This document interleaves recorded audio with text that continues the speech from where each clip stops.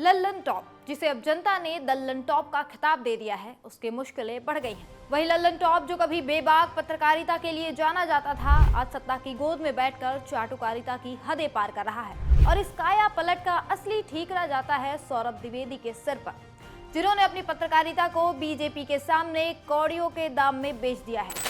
लेकिन इस चाटुकारिता ने सौरभ द्विवेदी के सामने एक नई समस्या खड़ी कर दी है। उनके सारे साथी उनका साथ छोड़कर जा रहे हैं। इसमें एक बड़ा नाम है अभिनव पांडे का। वही अभिनव पांडे, जो सौरभ द्विवेदी के बेहद करीबी माने जाते थे, वो अब लल्लन टॉप को छोड़ चुके हैं। और वो अकेले नहीं गए, उनके साथ एक एक कर कई पत्रकारों ने सौरभ द्विवेदी का साथ छोड़ दिया है।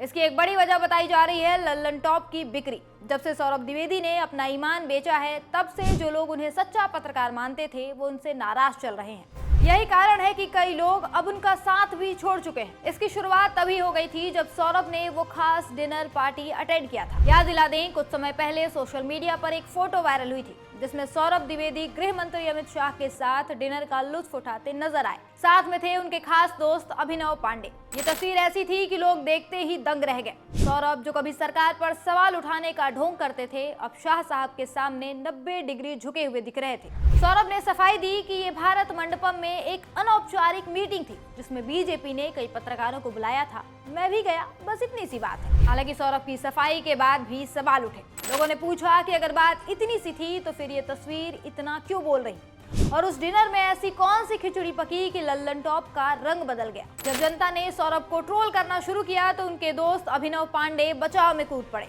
लेकिन बचाव करते करते अभिनव ने एक ऐसा ट्वीट कर दिया कि उनकी भी पोल खुल गई।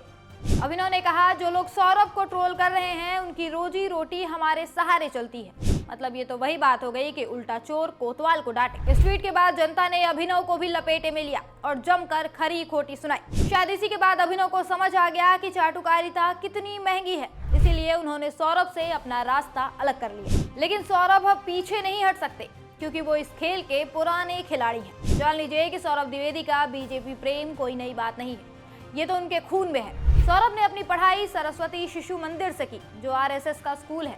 बचपन से ही वो आरएसएस की शाखाओं में जाते रहे। और तो और, उनके पिता बीजेपी के टिकट पर चुनाव भी लड़ चुके हैं।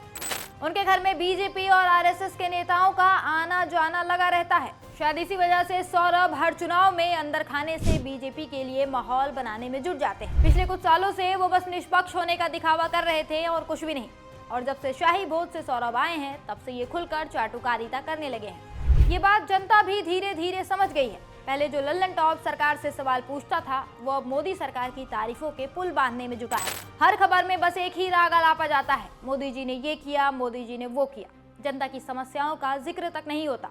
न बेरोजगारी, न महंगाई, न किसानों की दिक्कतें, बस हर जगह मोदी जी की जय जयकार। लेकिन जनता अब तंग आ चुकी है। लोग लल्लन टॉप का साथ छोड़ रहे हैं। YouTube पर भी उनके सब्सक्राइबर्स घट रहे हैं और लोग खुलकर कह रहे हैं कि ये बिक चुका है। सौरभ अब अकेले पड़ गए हैं। उनकी दलाली उन्हीं पर भारी पड़ गई है।